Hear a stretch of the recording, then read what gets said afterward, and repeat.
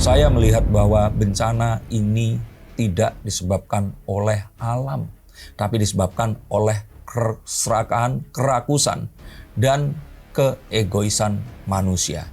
Tapi lalu apa yang harus kita lakukan? Penanggulangan tentang hal itu tadi. Maka saya akan melihat kecelakaan beruntun. Adanya pesawat yang akan jatuh tapi akan bisa dihalangi di sini. Kebakaran dalam penerbangan atau tenggelamnya kapal bermuatan penuh melebihi yang seharusnya ini akan terjadi. Dan ini harus ditanggulangi dan diwaspadai dengan kita tidak boleh serakah. Akan ada artis yang ya mungkin akan hampir sama seniornya, yang akan tutup usia, tapi juga akan ada artis muda yang ternyata mereka ini memiliki penyakit yang selama ini nggak kita tahu.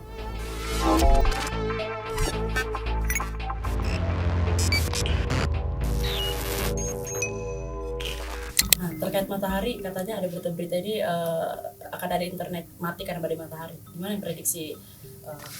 Saya kira itu sesuatu yang mungkin, tapi ini bukan sesuatu yang tidak terprediksi dan sudah diantisipasi. Sehingga mungkin ya badai matahari ini akan membuat internet mati di beberapa daerah di negara berkembang. Tapi kalau di China atau di negara-negara maju, saya pikir mereka sudah mengantisipasi dan semoga Indonesia pun sudah melihat adanya kemungkinan itu dan mencari teknologi untuk bisa menanggulanginya. Teknologi AI itu berperan penting banget nih akhir-akhir ini, Mas. Untuk kehidupan masyarakat banyak yang menyalahgunakan juga dan segala macam. Dan gimana nih perannya teknologi AI ini di Indonesia, bakalan ada fenomena-fenomena yang buruk gak nanti? Fenomena terburuk adalah ya pemutusan hubungan kerja. Karena pendidikan di Indonesia yang belum merata, orang-orang Indonesia yang masih mengandalkan tenaga dan skill yang cuman ya nggak terlalu rumit. Sehingga akhirnya hal tersebut akan bisa digantikan oleh artificial intelligence. Sama seperti misalkan seorang reporter kalau sekarang harus membuat janji temu, sebenarnya ada juga reporter yang saat ini itu cukup jauh-jauh. Itu video 4K-nya itu bisa di-shoot menggunakan handphone dan dikirim menggunakan Telegram. Dan ini nggak perlu jasa reporter lagi karena pertanyaannya kan bisa dikirim atau di-generate menggunakan ChatGPT misalkan seperti itu. Nah, hal-hal yang sifatnya sangat mungkin untuk digantikan, terutama yang hanya membutuhkan tenaga, tidak skill atau kemampuan, ini akan menjadi garda terdepan yang akan diratakan dengan tanah dan akan digantikan dengan artificial intelligence. Dan saya melihat bahwa nantinya akan ada pengembangan dari artificial intelligence, yaitu artificial general intelligence, di mana mesin-mesin ini akan bisa membuat keputusan sendiri. Jika sekarang artificial intelligence ini istilahnya kalau nggak diajak ngobrol, dia tuh nggak ngobrol. Misalkan ChatGPT, kita ajak ngobrol, hello, menurutmu nanti kita akan harus usaha apa nih menghadapi badai ya dinamika perpolitikan yang ada di Indonesia. Mereka baru akan memberikan sebuah saran. Tapi nanti kita mungkin akan dibangunkan dengan ChatGPT itu. Kita akan dibangunkan dengan AI. Kita akan diajak ngobrol jika suntuk atau bosan.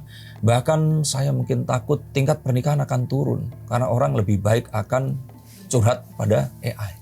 Stop dulu sebentar untuk kalian semua yang merasa atau menganggap bahwa saya hanya membacakan tarot untuk artis-artis. Kalian salah. Kalian pun berkesempatan untuk bertatap muka dengan saya atau menanyakan apapun yang kalian ingin tanyakan, dan biarkan kartu-kartu saya di sini mencoba untuk mencarikan alternatif jalan keluar dari pemecahan permasalahan yang terbaik untuk saat ini dan mendatang. Dan saya jamin ini semua akan private. Hanya kalian dan saya yang akan mengetahuinya. Apapun permasalahannya. Karena saat sebuah masalah terjadi, sebenarnya sebuah solusi itu menanti. Dan siapa tahu solusi terbaik dari permasalahan kalian akan ketemu saat kalian ngobrol dengan saya dan izinkan saya untuk membuka setiap kartunya kepada kalian. Hubungi segera nomor di bawah ini dan pastikan nomor ini saja dan izinkan saya untuk membantu memecahkan permasalahan apapun yang kalian alami. Semoga informasi ini bisa membantu kalian memecahkan permasalahan kalian. Oke, lanjut ke konten yang berikutnya. Yuk. Itu berarti pengaruh baiknya ada, pengaruh buruknya? Ya, pengaruh baik tentu saja banyak, pengaruh buruk tentu saja akan juga lebih banyak jika kita tidak mengawal dan juga memberikan regulasi terhadap perkembangan AI yang sekarang ini memang ada. Mungkin ada saran kayak regulasi apa yang kita harus nanti hadapkan nih dengan... Saya kira kalau untuk orang Indonesia jangan mikir regulasinya. Gunakan saja sebanyak dan seluas mungkin dulu. baru kita regulasi. Karena Indonesia ini pun ini masih terbelakang dalam penggunaan AI. Jadi kalau saya pikir, nggak usah mikirin itu. Gunakan AI seluas mungkin dulu. Mungkin kita akan terseok atau mungkin kita akan melakukan hal-hal yang tidak diinginkan, tapi itu akan lebih baik daripada kita sekarang ketakutan dan malah nggak ikut untuk menggunakan. Banyak banget sekarang PHK dan pengangguran. Karena ada berita kalau misalnya nanti mau datang orang merantau mau ke Jakarta itu harus dipilih dulu dia udah kerja. Ada berita bilang kayak gitu. Dia udah kerja dulu baru bisa merantau di Jakarta. Kan itu jadi mempengaruhi orang-orang gak dapat kerja, banyak pengangguran, terus akhirnya terjadi kriminalitas. Prediksi Mas Denny ini makin banyak fenomena-fenomena kayak gitu nggak? Saya pikir Gen Z, terutama ya karena pencari kerja ini kan mereka ya, sebenarnya nggak terpikir sampai ke arah sana. Itu mungkin pada Gen X dan Y, yang kalau nggak dapat pekerjaan mereka akan menjadi kriminal.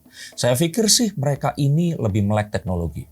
Dan pada dasarnya, cuan atau job itu ada di setiap sudut sosial media dan internet, asalkan mereka ini mau menggunakannya. Jadi saya pikir ini adalah kepicikan kita yang mungkin usianya sekarang di atas 25-30 tahun melihat ketakutan ini tadi. Tapi saya melihat bahwa Gen Z ini adalah satu generasi yang akan memiliki kemandirian yang lebih kuat dibandingkan generasi pendahulunya. Jadi saya agak nggak yakin itu akan terjadi.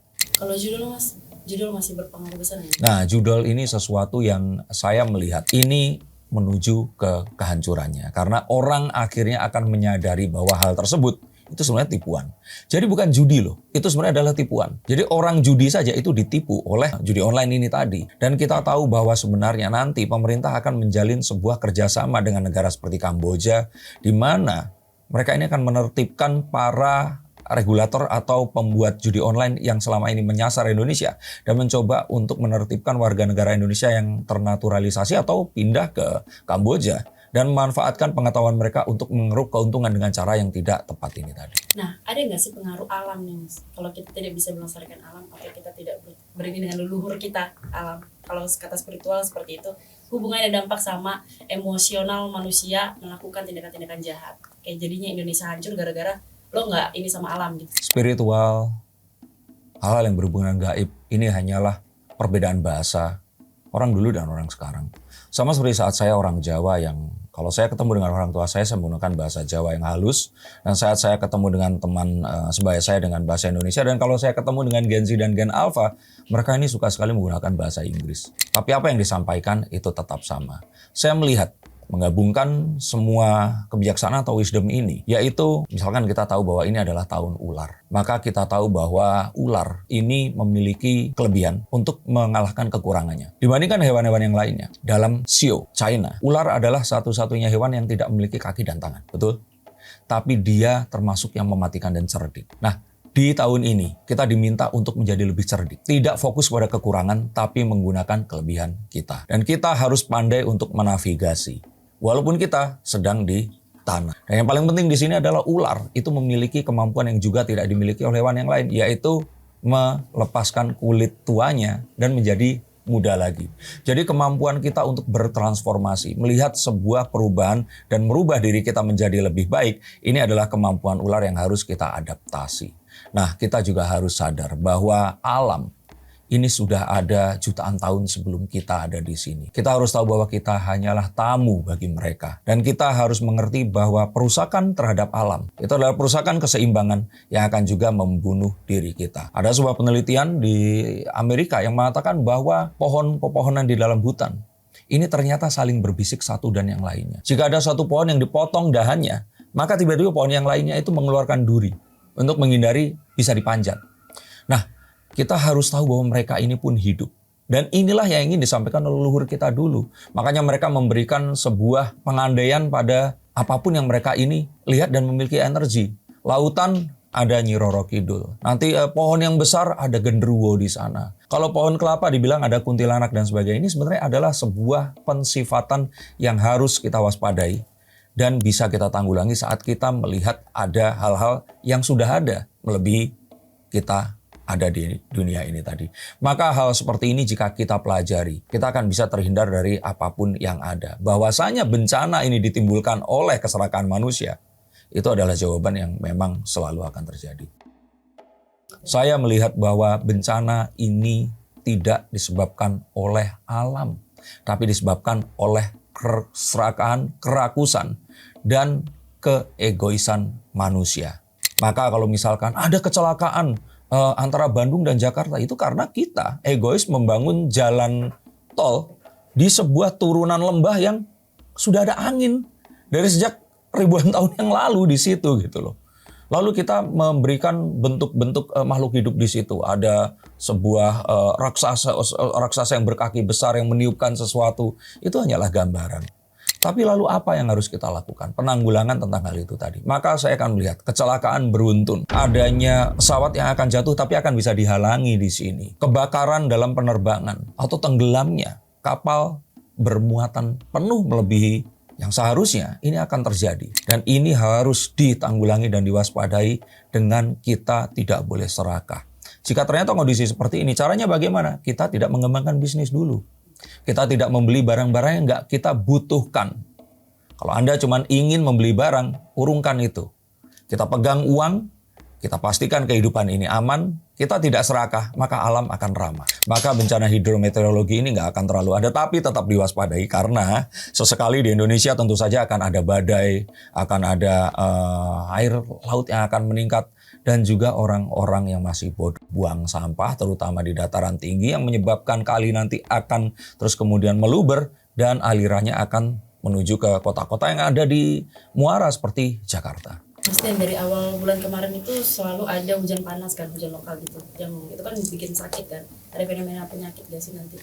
Saya kira ini masih musim pancaroba, batuk, sakit kepala, sesuatu yang berhubungan dengan tenggorokan dan pernafasan ini masih akan terus terjadi. Untuk wanita, saya yakin kalian semua pasti mengalami perubahan siklus menstruasi yang akan berakibat kepada mood swing dan juga kondisi pencernaan yang kurang stabil, maka istirahat lebih lama dari yang biasanya ini disarankan.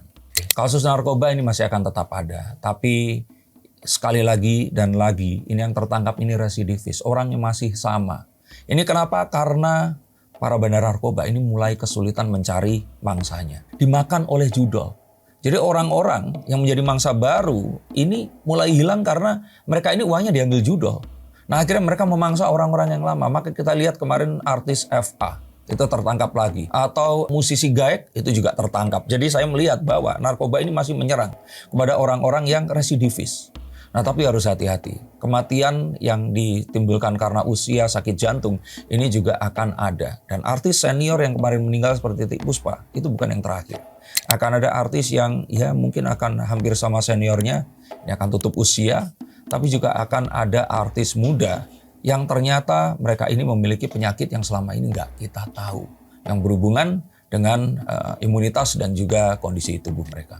Saya pikir perceraian dan KDRT ini belum akan terkuak. Sebenarnya ada, tapi awak media ini kayaknya nggak terlalu tertarik karena ini bukan artis yang besar. Tapi ada satu pernikahan yang disembunyikan. Maksudnya disembunyikan di sini itu mereka menikah tapi nggak ngomong.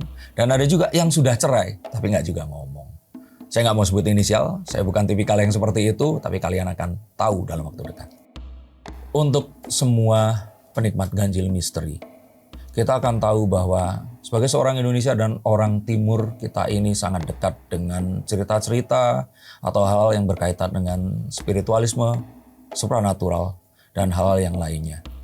Maka kita harus waspada dan mendengarkan berita ini dari dua sumber yang memang kita harus tahu keabsahannya, baik yang positif maupun yang negatif. Dan untuk tahun ini, tahan apapun yang kalian inginkan. Cobalah untuk lebih bijaksana, pikirkan lagi dan lagi, baru kalian melakukannya. Semoga kita akan selamat melalui 2025 dan kita akan melaju kepada tahun berikutnya, diberikan kesehatan, kekayaan, dan juga kebahagiaan. Terima kasih, sampai jumpa dan salam.